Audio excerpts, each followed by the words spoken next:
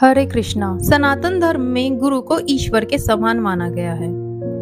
वेद व्यास जी, जो वेद, उपनिषद और पुराणों की रचना करने वाले हैं, उनको समस्त मानव जाति का गुरु माना जाता है। महर्षि वेद व्यास जी का जन्म आषाढ़ पूर्णिमा को लगभग 300 ईसा पूर्व हुआ था। उनके सम्मान में हर वर्ष आषाढ़ शुक्ल पूर्णिमा को गुरु पूर्णिमा का पर्व मनाया जाता है।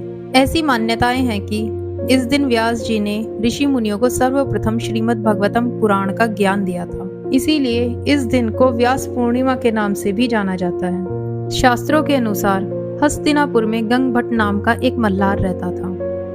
एक दिन उसे बड़ी भारी मछली नदी से मिली। वो उसे लेकर घर आया, परंतु जैसे ही उसने मछली को काटा तो उसमें से एक कन्या निकली।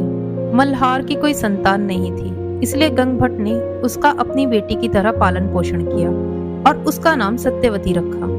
परंतु मछली के पेट से उत्पन्न होने के कारण सत्यवती के शरीर से मछली की गंध आती थी, इसीलिए सत्यवती का एक नाम मत्स्यगंधा भी था।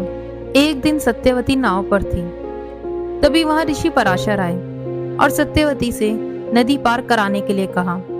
सत्यवती ऋषि को नदी पार कराने लगी। तब महर्षि ने सत्यवती से कहा कि मैं तुमसे अभी गुप्त विवाह की कामना करता हूँ, जिससे हमारा मिलन हो सके। अब देखिए, यहाँ मैं एक बात स्पष्ट करना चाहती हूँ कि ऋषि पराशर अत्यंत विद्वान और भविष्य के ज्ञाता थे। उनको इस बात का ज्ञान था कि सत्यवती और उनके मिलन से एक दिव्य बालक का जन्म होगा। इसीलिए महर्षि सत्यवती से मिलने आए थे। सत्यवती लोकलाज के कारण कुछ संदेह में थी।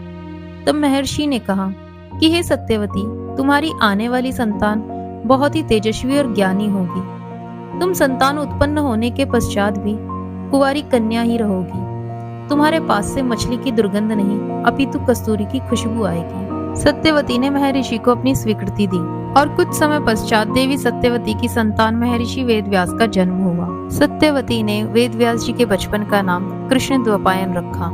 वे बचपन से ही बहुत ज्ञानी थे और जल्दी ही वो तप के लिए चले गए।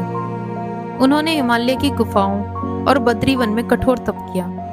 बाद में ये बद्री वन में रहते हुए अध्ययन और अध्यापन का कार्य किया करते थे। वेद व्यास जी ने महाभारत के अलावा वेद, शास्त्र और पुराणों की रचना की। वेदों को 4 भागों में बांटने के कारण इनका नाम वेद व्यास पड़ा। हरे कृष्णा।